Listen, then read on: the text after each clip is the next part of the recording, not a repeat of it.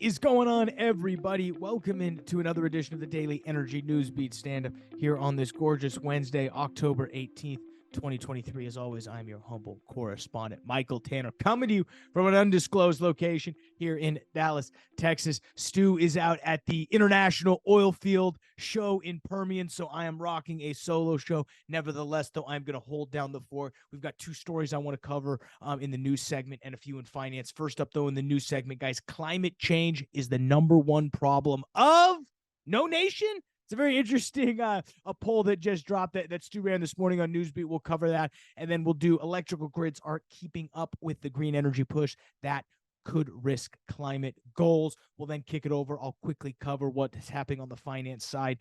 Today, we did see oil and gas prices up, down, a little all over the place. API dropped their crude oil inventory estimates, and then we did have an exclusive potential merger between Chesapeake and Southwestern. So I'll dive into my thoughts on that. And then we'll let you get out of here and get on your way on this gorgeous Wednesday. But before I do all that, guys, remember, all the news and analysis you are about to hear is brought to you by the world's greatest website, energynewsbeat.com, the best place for all of your energy news. Stu and the team do a fantastic job of making sure that website is up to speed with everything you need to know to be at the tip of the spear when it comes to the energy business and the oil and gas business for that matter.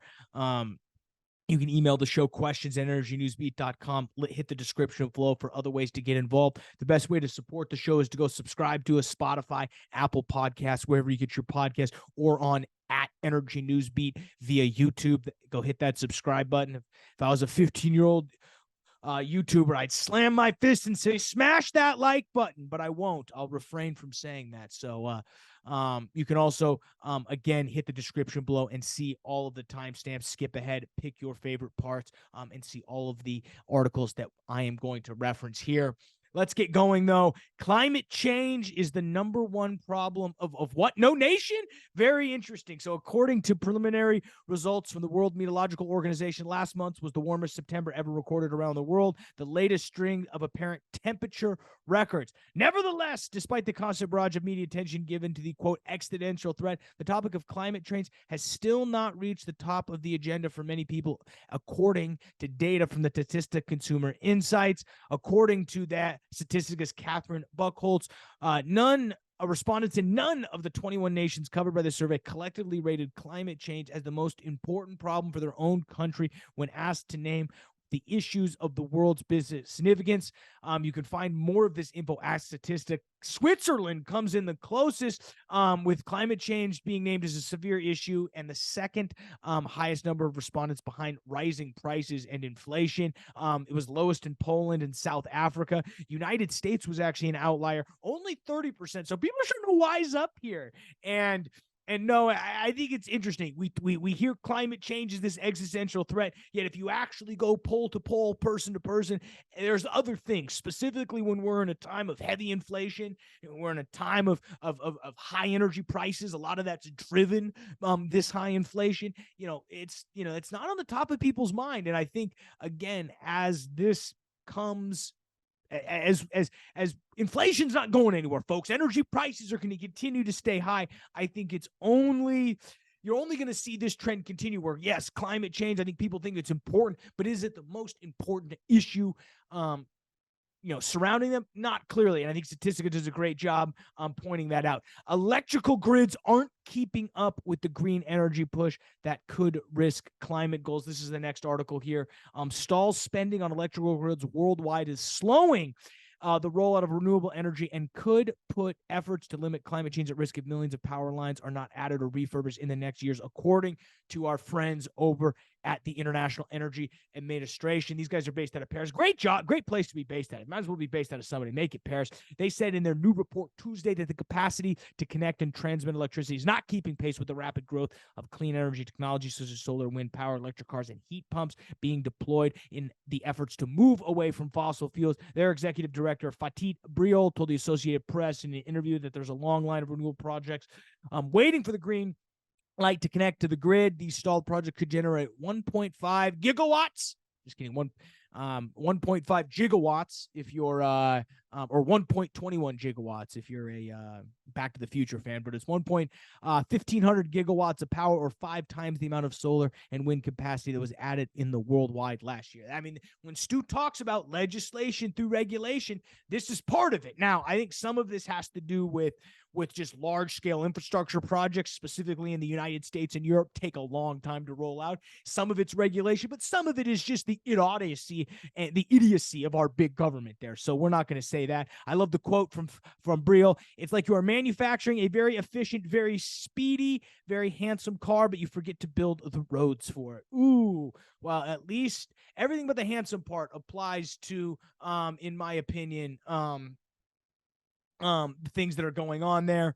I also think the IEA's assessment that electrical grids around the globe found that achieving these climate goals set by the world's government would require adding a refurbished 80 million kilometers of power lines by 2040, or the amount equal to the existing global grid in less than 2 decades. We've talked about this ad nauseum on the show, guys. We're going to need to get for green energy to be pushed hard. The battery situation, the power grid system is going to have to be figured out. And, Energy Newsbeat, best place to take a look at that. Let's kick over and quickly look at oil and gas prices here on the finance side. We did see the overall markets only down, basically flat. S&P down about, basically flat. NASDAQ down about 0.75 of a percentage point. We did see oil prices inch higher, inch lower. Biden did go to the Middle East today.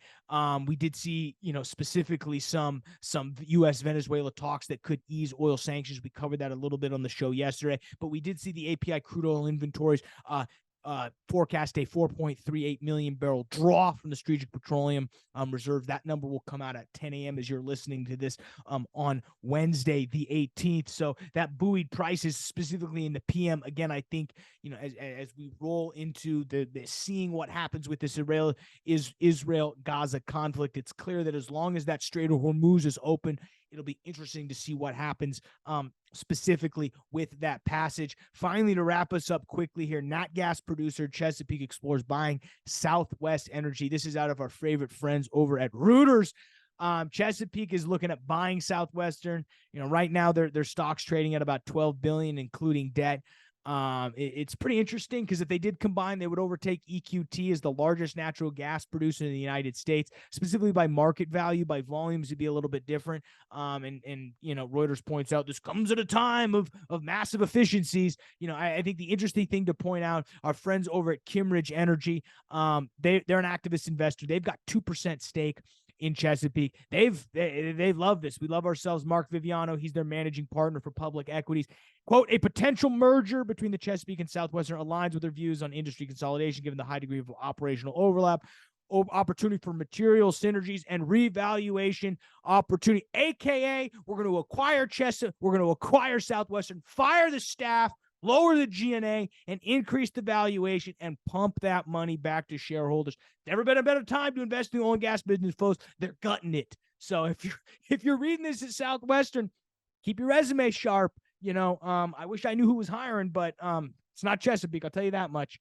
And it'd be interesting to see what this goes for in terms of, since it's a primary natural gas deal, what they use as the basis for their strip pricing. It is interesting, in 2014, Southwestern bought some of the West Virginia and Pennsylvania acreage from Chesapeake for $5.4 billion. So clearly making a nice little a turnaround. We love that, guys. I'm not going to bore you to death, though. I don't really have much else, guys. Stu's going to also, I think, be out tomorrow. So you're stuck with me again. I'll make sure to come with everything that's happened. But then you'll look for Stu back in the chair Monday, and we will rock and roll. Appreciate you guys checking us out. World's greatest podcast and energy news website, Energy Newsbeat. For Stuart Turley, I'm Michael Tanner. I'll see you tomorrow, folks.